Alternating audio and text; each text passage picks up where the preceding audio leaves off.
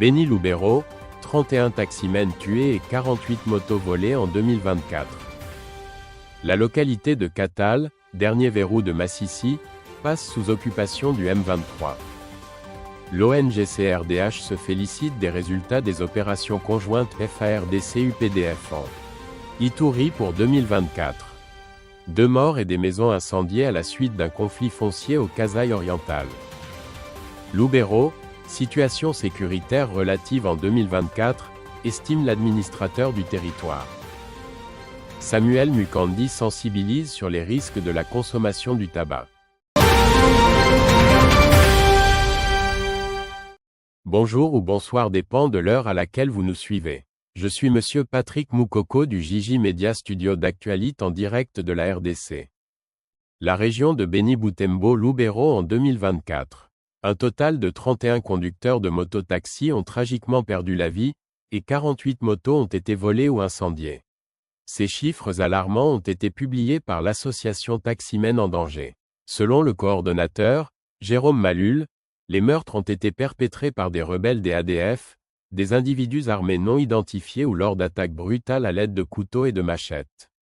Les incidents sont largement répartis, avec des cas signalés à Boutembo, Baper dans le Loubero, et près de Kassindi. L'association souligne que des groupes armés imposent également des taxes illégales à des barrières, rendant la profession de plus en plus dangereuse. Ils appellent à des mesures urgentes pour rétablir la paix, garantir justice pour les victimes et assurer la sécurité de ces travailleurs essentiels, qui jouent un rôle vital dans l'économie locale. La localité de Katal, dernier verrou du chef-lieu du territoire de Massissi, Nord Kivu, est passée, ce vendredi 3 janvier après-midi, sous occupation des rebelles du M23. C'est à l'issue des violents combats qui les ont opposés au FARDC appuyés par les groupes armés locaux, toute la journée de ce vendredi, affirment des sources locales. Pendant ce temps, Lushber et Massissi Centre, à environ 10 km de Katal, se vident de leurs habitants. La coordination territoriale de la société civile de Massissi se dit inquiète de voir cette avancée des rebelles qui ont lancé simultanément des offensives sur plusieurs fronts dans le Massissi. Cela, après quelques semaines d'accalmie.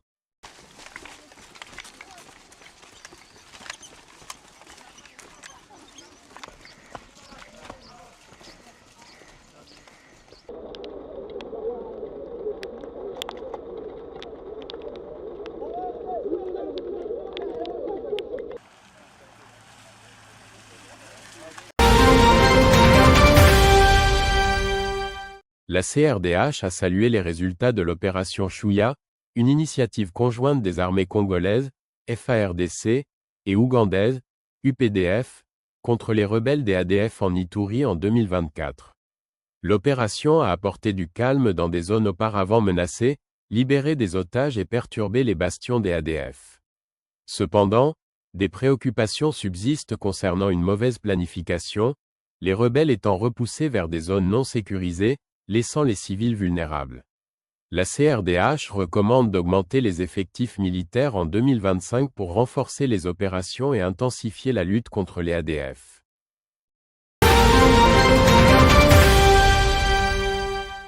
Un conflit foncier à Bakoua-Mazela, dans le Kasaï oriental, a dégénéré le 2 janvier, faisant 2 morts et plusieurs maisons incendiées. Des habitants armés de Bena-Mwembia ont attaqué avec des armes à feu et des machettes, provoquant la panique et un déplacement massif de la population. Le conflit entre Bena-Chimba et Bena-Mwembia découle d'un vieux différend foncier à Katanda, qui a déjà causé plus de 100 morts. Les tentatives précédentes de médiation par le déploiement des forces de défense ont été entravées par des défis logistiques. L'ouverture en Bujumaï de cet atelier de restitution locale des études de référence et sur les risques des conflits marque une étape clé dans la réforme foncière en République démocratique du Congo, notamment dans la province du Kasaï oriental. Durant 2 jours, les participants issus des divers horizons vont se pencher sur les conclusions des enquêtes menées dans les territoires de Miabi, choisis comme territoire pilote pour y apporter leurs observations. Selon les représentants de l'ONU Habitat, cet atelier constitue une plateforme de dialogue inclusif permettant d'assurer la pertinence et l'efficacité des conclusions issues des études réalisées sur terrain. Ces recherches sont d'une importance capitale car elles mettent en lumière le dynamique et les défis fonciers spécifiquement auxquels nous sommes tous confrontés. Ces résultats n'ont de sens que s'ils servent d'outils concrets pour vous, chers participants, et pour les institutions locales et nationales. À travers cet atelier, nous espérons que chacun puisse répartir avec des connaissances et des recommandations pratiques pour agir au service de notre vision commune d'urbanisation harmonieuse et pacifique. Ces échanges nous permettront de progresser ensemble vers un avenir urbain plus sûr, inclusif et durable en RDC. Ces études, financées par ONU Habitat, s'inscrivent dans une dynamique de prévention des conflits et de renforcement de la gouvernance locale. Elles visent à établir des bases solides pour des interventions adaptées aux besoins des populations locales, a souligné le ministre provincial des Affaires foncières, Urbanisme et Habitat. Je demande à tous les participants à ces assises d'être rigoureux et de faire des observations constructives pouvant déboucher sur des résolutions concrètes afin de réduire les taux de conflits fonciers dans notre province du Kasaï oriental. Je ne saurais clore mon propos sans remercier de tout cœur. Le colonel Alain Kiwewa, administrateur du territoire de Lubero dans le Nord Kivu, a rapporté qu'en dépit des attaques des rebelles M23 et ADF, la situation sécuritaire à Lubero est restée relativement calme en 2024.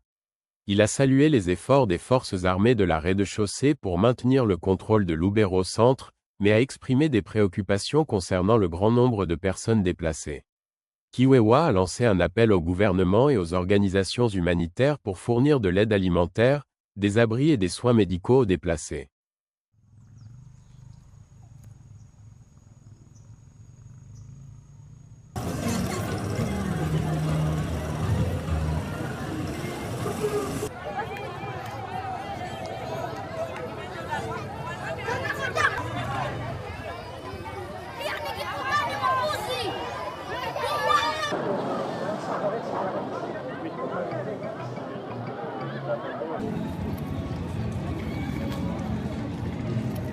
La population vit dans la crainte, la peur au ventre. Vraiment, on ne sait pas comment se comporter parce que j'estime que la plupart des gens ont déjà emballé la valise. Parce que du coup, du moment que ça peut taper et tout le monde s'enfuit. Donc nous sommes dans la peur, ça c'est vrai. Le directeur général de la réduction des dégâts du tabac au Congo, Samuel Mukandi, a appelé les jeunes Congolais et Africains à se méfier de la consommation excessive de tabac. Il a lancé cet appel à la suite d'une réunion sur la réduction des risques liés au tabac à Nairobi, au Kenya. La réunion a discuté de nouvelles façons de réduire les risques associés à la consommation de tabac, notamment des stratégies de réduction des risques. Des experts de divers pays africains ont souligné l'importance d'une réglementation fondée sur la science, d'un journalisme responsable et de rencontrer les gens là où ils se trouvent pour les aider à faire des choix plus sains. Le tabac étant la première cause de mortalité évitable avec 8 millions de décès par an, constitué à 90% des fumeurs actifs et 10% des passifs, selon l'OMS, ces problèmes de santé majeurs est favorisé davantage par l'action de la publicité, de la promotion et du parrainage du tabac. Pour réduire les effets néfastes du tabagisme sur la santé humaine, en RDC, le PNLCT a lancé la campagne de sensibilisation suivie du projet Tofana pour la mise en place de 90 espaces non-fumeurs dans les 3 provinces pilotes, notamment Kinshasa, Congo central et au Katanga.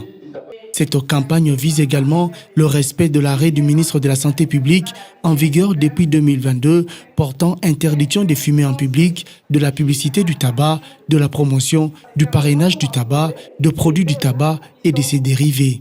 On a une période de sensibilisation.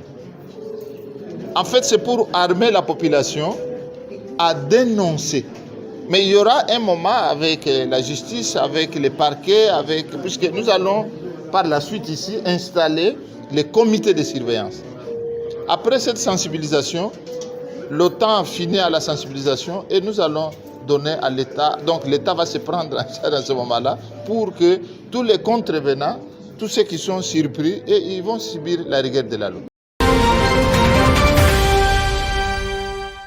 Merci d'avoir suivi l'actualité. Je m'appelle Patrick Moukoko du studio Jiji Media en direct de la République démocratique du Congo. N'oubliez pas de vous abonner à notre chaîne, de liker et d'activer la cloche pour plus d'informations. Au revoir, à bientôt.